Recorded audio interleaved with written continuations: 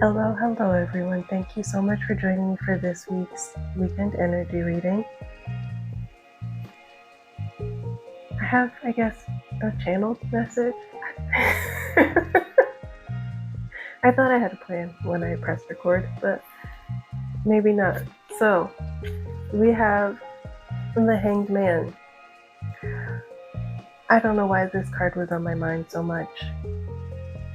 I'm lying. I know exactly why it was there. I talked about this in the Sunday reset as well. There's this energy of being suspended. Basically like the Hanged Man on the card.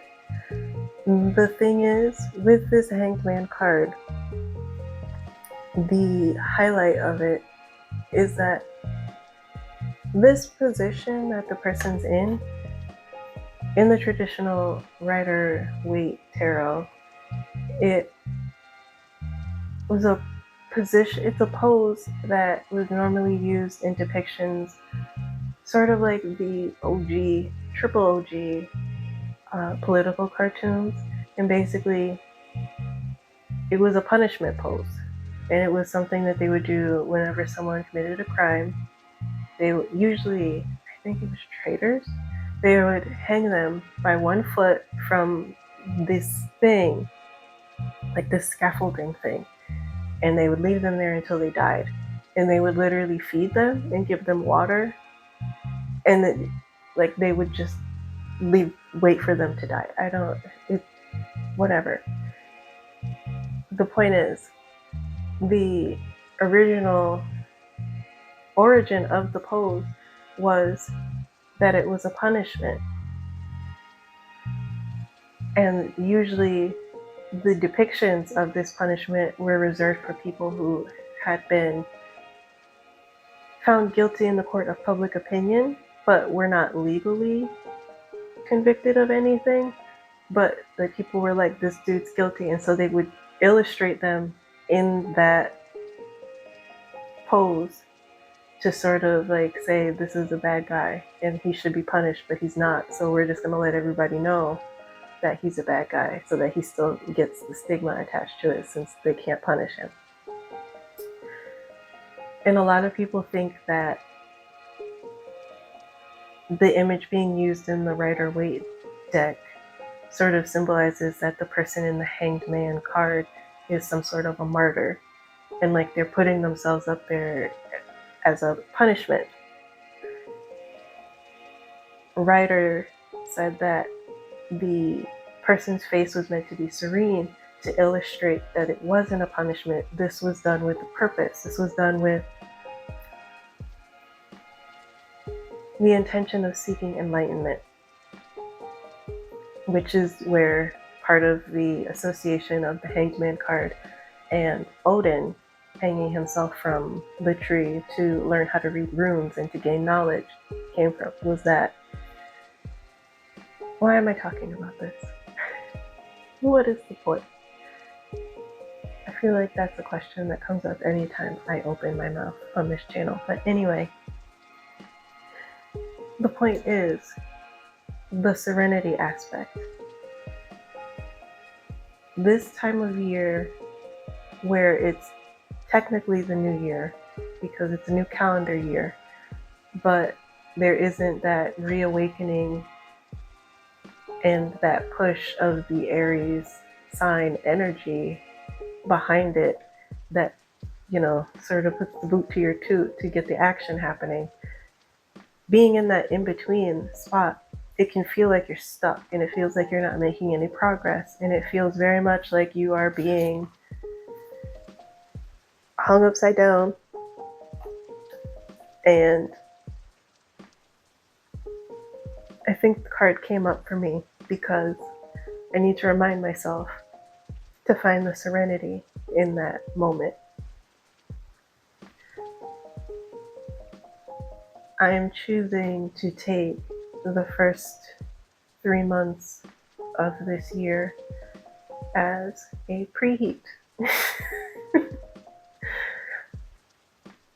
I was a baker in a past life, so I'm going to apply baking terms here. When you make a cake, you preheat the oven. You put your flour and your butter in your pan, and you put parchment paper down. If you're really, really professional about it, you put that parchment paper in the pan so that the cake comes out easier when it's done, right? And you also have your mise en place.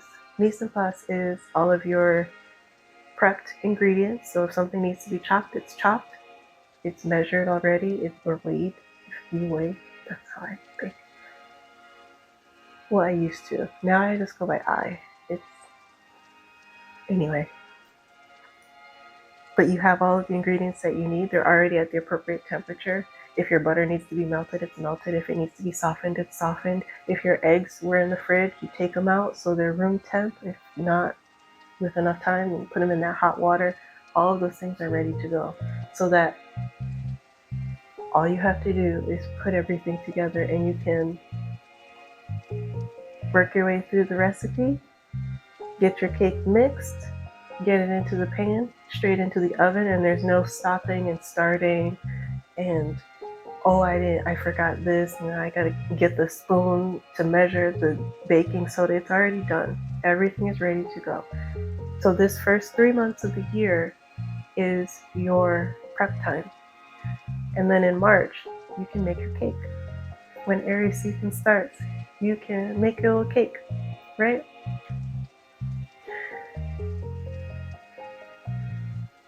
I know there are some people who are treating this time period as an extension of the end of the year, and that's fine.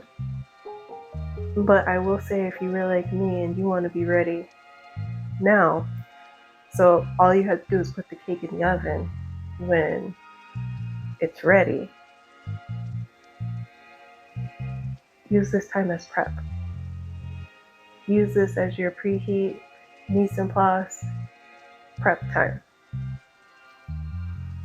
And so that when the call comes and the wind is right and your conditions are optimal, your cake is going to be baking, whereas other people will be starting to get their milk out of the fridge.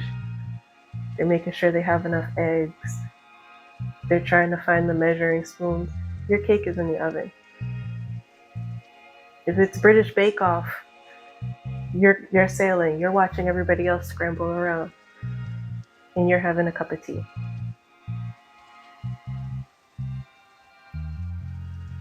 I hate not doing things. I hate not being busy, and I hate that energy of I'm just sitting here twiddling my thumbs. Is it a problem with rest? Maybe, but also not, because I have 3 months to prep my cake. You don't need 3 minutes to prep a cake. There's plenty of downtime that's going to be in between. And it means that you can go back and maybe you decide to upgrade your ingredients. Maybe you decide, hey, let's get some dried cherries in there or whatever. And all of this time just means whatever you're about to make is going to be spectacular, and it's going to be the best thing you've ever made because you will have given yourself time. This time is a gift. All the time that you have is a gift. But this time in particular is a gift if you look at it the way that you need to. So, I will leave you with this thought. What is your mise en place? What do you need to make the best possible cake when the time comes? Make your little checklist. I talked about this in the Sunday reset. Make your checklist. Prepare yourself. Use this time productively, but not overly so.